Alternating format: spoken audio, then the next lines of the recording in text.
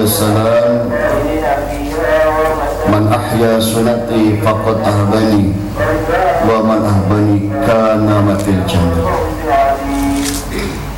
Yang saya hormati para alim ulama, para kiai, para ustadz, bapak-bapak, tokoh agama, tokoh masyarakat, adik-adik remaja dan ibu-ibu calon-calon penghuni surga firdausnya Allah Subhanahu wa taala.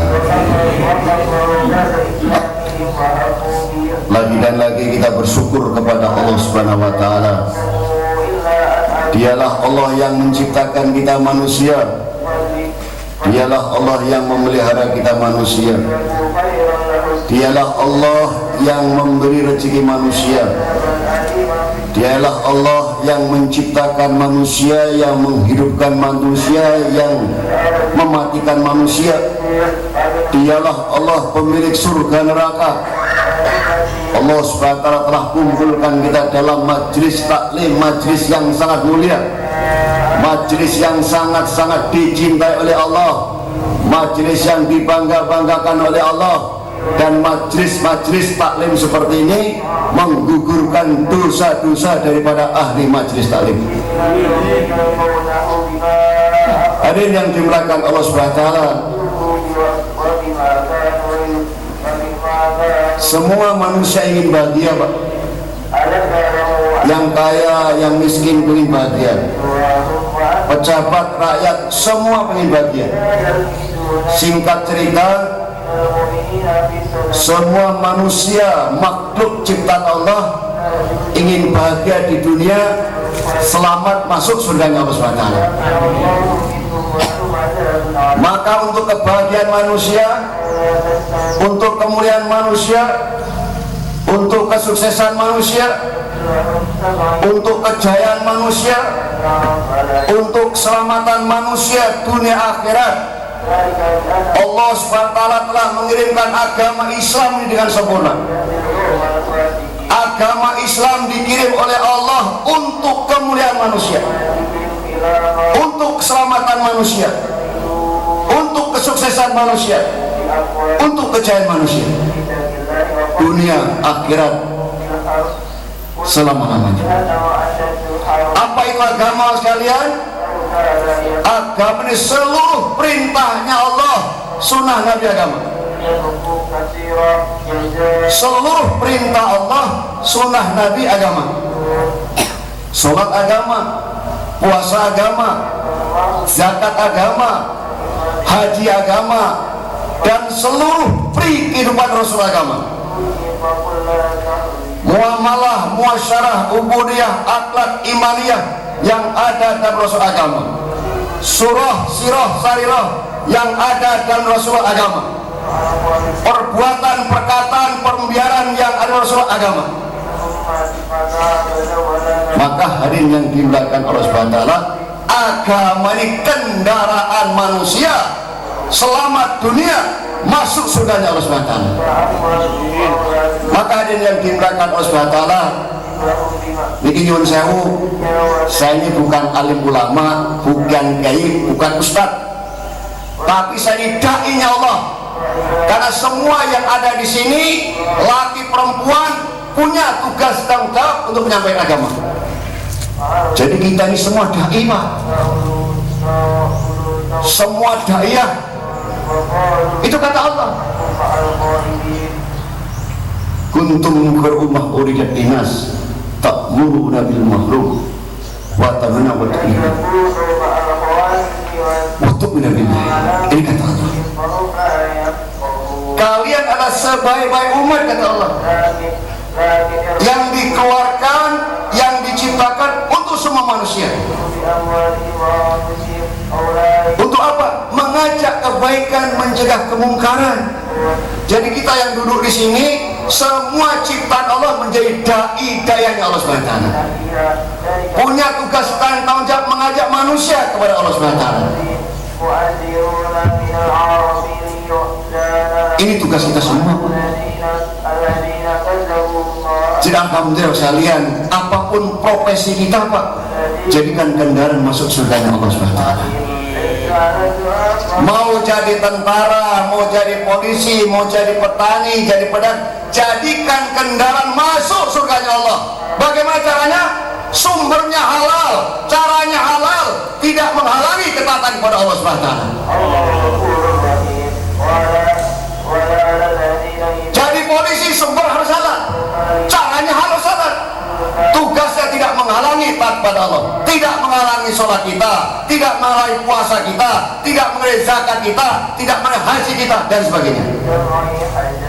Begitupun ketika kita jadi petani, Pak, sumbernya halal, caranya halal, tidak menghalangi ketaatan kepada Allah. Ketika Allah panggil hayya ala sholah, berhenti tugas polisi, berhenti petani, tunaikan haknya Allah. Jangan sampai azan dikumandangkan, si petani masih sibuk macul, petaka Pak. Si pegawai masih sibuk kantor, petaka Pak. Ketika sahabat bertanya kepada Rasulullah, ya Rasulullah, amalan apa yang dicintai Allah? Maka Nabi sampaikan, amalan yang paling dicintai Allah, sholat di awal waktu, sholat tepat pada waktunya. Maka kalau sudah azan dikumandangkan hayya ala sholat, inilah waktu kita dipanggil Allah, wajib hukumnya mendatang. Orang yang menunda-nunda sholat mendekati dosa besar. Apalagi ibu-ibu punya tamu yang datang tidak diundang dan tidak bisa ditolak. Maka ketika azan sudah dikumandangkan, ibu-ibu solehah menjadi ahli surga sudah di atas sejadah, tinggalkan semua urusan keluarga. Karena ibu-ibu punya tamu yang tidak diundang, datang tidak bisa ditolak. Jangan sampai waktunya sholat sudah tiba, karena sibuk dengan perkara dapur, perkara dunia, kemudian dia tinggalkan waktu sholat, masalah besar. Sekali saja sholat ditinggalkan, kerugiannya bagaikan kehilangan keluarga dan seluruh harta kita. Sekali Pak, sekali ditinggalkan, Allah tenggelamkan ke neraka jahanam, melayang-layang 70 tahun perjalanan. Kita sudah berapa banyak sholat fardu yang kita tinggalkan dari akhir balik hingga sekarang? Mari kita hisab diri kita. Ini hutang kita kepada Allah Pak, harus dikontrol Pak, termasuk saya. Dari akhir balik sampai sekarang sudah berapa banyak sholat fardu yang kita tinggalkan? Mungkin dulu ketika masa muda kita sibuk dengan main saja, padahal udah masuk balik. Hutang Pak ini pada Allah Pak. Begitupun saya Pak, saya tidak ujuk-ujuk menjaga sholat, tidak. Umur 38 tahun agama berdatang dari saya, baru paham, oh sholat harus dijaga. Ini mas sekalian, begitupun kita Pak, kalau sudah azan dikumandangkan mandek kerja Pak. Karena disampaikan as-sholatu khairu mawdu, sholat ini sebaik-baik amalan dari Allah untuk hambanya. Sholat ini sudah ketetapan Allah untuk hambanya. Derajat tertinggi dalam amal sholat, baik grup manusia tergantung sholatnya. Bahkan kata Nabi, sholat ibarat kepala dalam badan kita. Seluruh amal ibadah akan diterima manakala sholat ada dalam diri kita. Tapi kalau sholat tidak kita kerjakan, kita tidak amalkan, seluruh amal ibadah tertolak. Sholat ini induk pintu diterimanya amal. Bahkan kata Nabi, sholat ini kunci surga Pak. Sholat yang bagaimana yang menjadi kunci surga? Sholat sebagaimana perintah Allah sudah Nabi. Wa aqimus sholat, wa tu zakah, warka'u raki'in. Dirikanlah sholat, bayar zakat, rukuklah bersama orang-orang berjamaah. Laki-laki wajib hukumnya berjamaah di masjid, kecil uzur, sakit atau takut. Nabi Pak sudah dijamin surga, diampuni dosanya oleh Allah, tidak pernah meninggalkan sholat berjamaah dengan sahabat. Nabi sudah dijamin surga, diampuni oleh Allah, tidak pernah meninggalkan sholat berjamaah dengan sahabat. Bagaimana dengan kawan panjenengan Pak, yang banyak dosa, bergelumuran dosa oleh mata kita, telinga kita, mulut kita, tangan kita, kaki kita, bahkan hati kita Pak. Maka mulai hari ini Pak sekalian, kalau sudah azan dikumandangkan, semua henti urusan dunia. Yang laki-laki segera berangkat ke masjid. Nabi dengan kabar gembira, barang siapa berwudu dari rumahnya kemudian berangkat ke masjid sholat berjamaah, setiap langkah gugurkan dosa. Setiap langkah loh Pak, setiap langkah naikkan derajat, berikan pahala. Orang yang sholat berjamaah 27 derajat bersama dengan aminnya para malaikat, dosa-dosa diampuni oleh Allah SWT. Bahkan Nabi kabarkan kepada 7 golongan manusia yang akan mendapatkan perlindungan rahasia Allah. Siapa dia? Salah satunya laki-laki yang hatinya selalu terpaut pada masjid. Laki-laki yang hatinya selalu terpaut pada masjid. Laki-laki yang 5 waktu sholat berjamaah di masjid, cinta masjid. Nabi sampaikan, man alifal masjid alifal. Orang yang cinta masjid, menyukai masjid, Allah akan mencintainya dan menyukainya. Apa bukti kita ke masjid? 5 waktu jangan tinggal masjid. Jangan gara-gara wanita ke masjid timbul fitnah kepada jamaah masjid laki-laki. Pak RT ini ke masjid, di depannya tetangganya ibu-ibu masih muda pula. Pak RT di belakangnya, hatinya adik Johayu mentonggo kuku. Nah, masalah. Kenapa? Mata ini sulit dijaga Pak. Maka Bapak-Bapak sekalian, maksud tujuan sholat 5 waktu yang kita kerjakan tadi, yang kita kerjakan hari-hari, maksud tujuannya harus paham Pak. Apa maksud tujuan sholat yang kita kerjakan? Itu wujud ketaatan kita kepada Allah, karena sholat perintahnya Allah kita amalkan dalam kehidupan sehari-hari Pak. Mungkin hari ini kita banyak nggak paham sholat, nggak paham maksud tujuannya. Apa maksud tujuan sholat?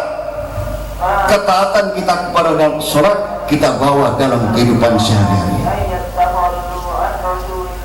Dalam sholat, Masya Allah, kita tutup aurat Pak. Begitu pun ibu-ibu dalam sholat rukuk tutup aurat. Yang nampak cuma muka sama tangan saja. Bagaimana diamalkan dalam kehidupan sehari-hari? Kita tutup aurat. Di dalam sholat, Masya Allah, kita menjaga wudhu. Bagaimana di luar sholat dalam kehidupan sehari-hari? Jaga wudhu kita. Seorang sahabat Bilal Pak, sebab penjaga wudhu, kata Nabi, Bilal masih di dunia, sendalnya sudah terdengar menginjak-injak surganya Allah Subhanahu wa Ta'ala. Berkah amal wudhu. Jaga wudhu kita Pak. Kalau batal wudhu lagi. Kalau ada kebatal sholat sunat wudhu, jaga wudhu.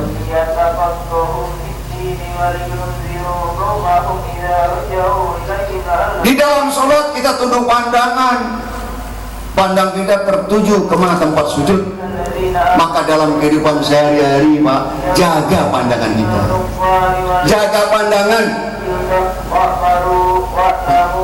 Tundukkan pandangan, mana jaga pandangan kita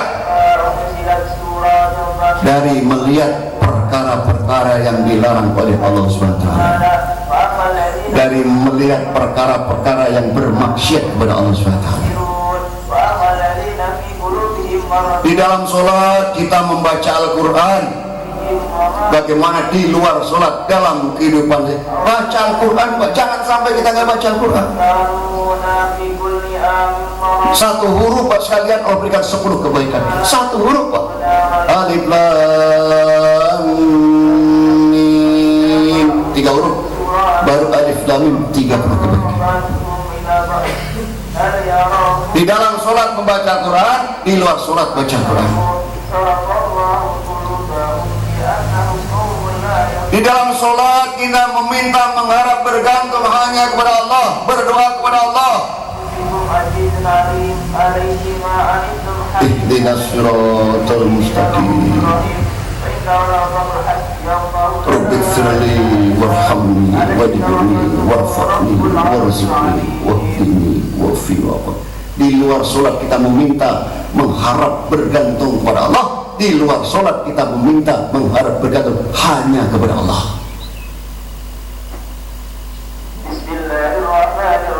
Meminta, mengharap, hanya bergantung kepada Allah Subhanahu wa ta'ala.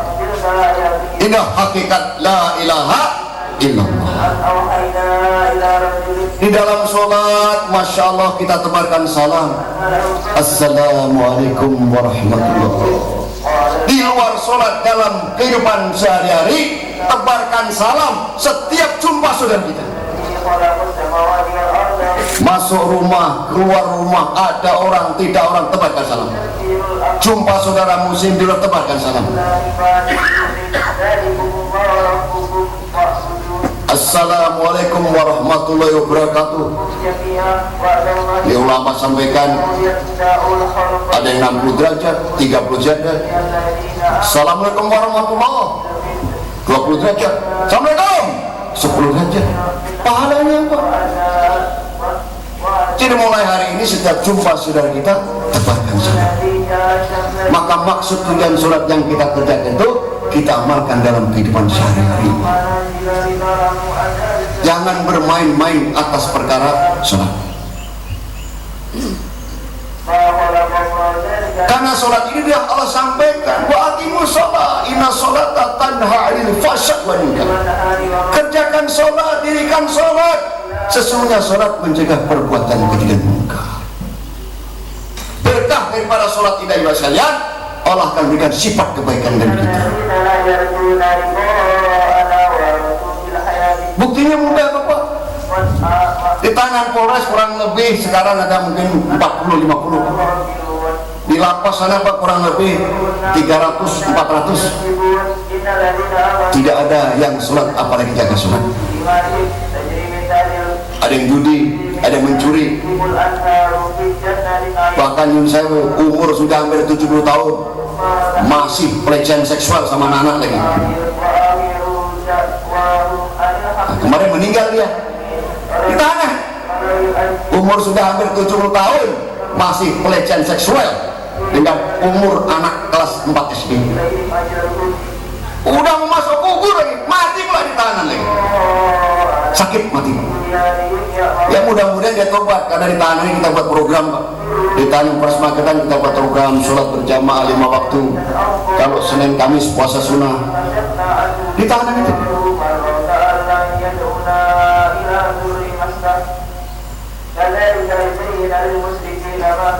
Sholat jadikan harga mati dan dicapai. Sampai Nabi ini pesan sama kita, jangan tinggalkan sholat katanya, walaupun kamu mau dibunuh maupun dibakar, dipotong-potong katanya.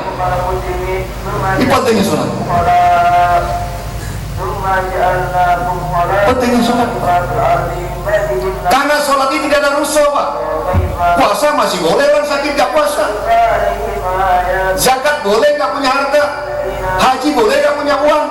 Tapi sholat gak bisa, kecuali orang gila. Orang sakit wajib sholat. Apalagi orang sehat. Gak bisa berdiri duduk, gak bisa duduk tidur, gak bisa tidur, pakai isyarat lagi.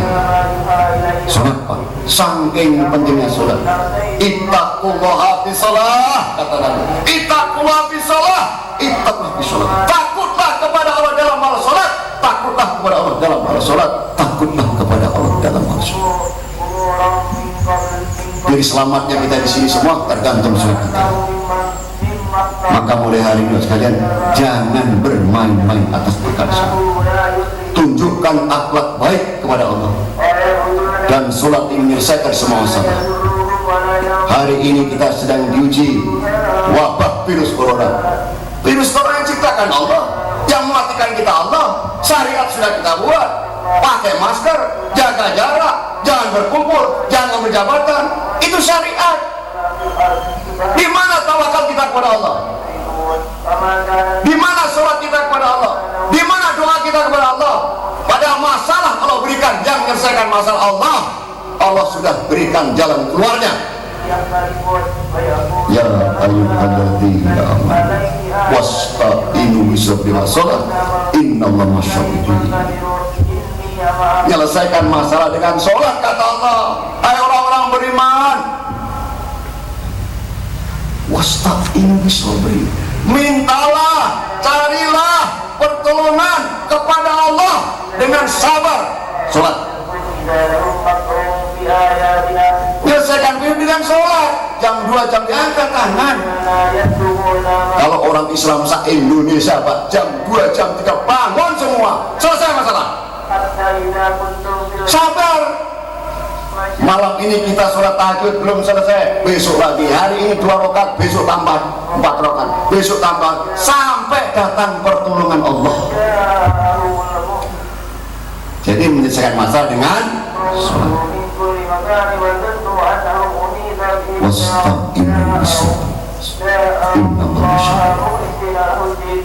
Mintalah, carilah pertolongan pada Allah dengan sabar. Sholat ini menyelesaikan masalah. Sabar. Kenapa sabar dulu? Suruh sabar Pak.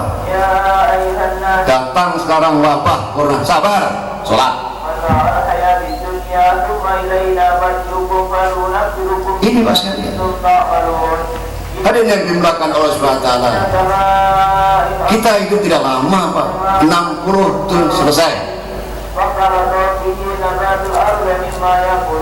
Rezeki setiap manusia nggak sama, harta setiap manusia nggak sama, tapi 67 tahun selesai kita hidup ini. Kalaupun lebih nggak banyak, kalaupun kurang pun banyak juga. Di kubur penjenengan kamunya ada komplek kuburan itu, ada yang pendek, ada yang sedang, ada yang panjang. Anak baru lahir mati, remaja mati, orang tua mati. Mana kita mau mati? Apa yang di bawah?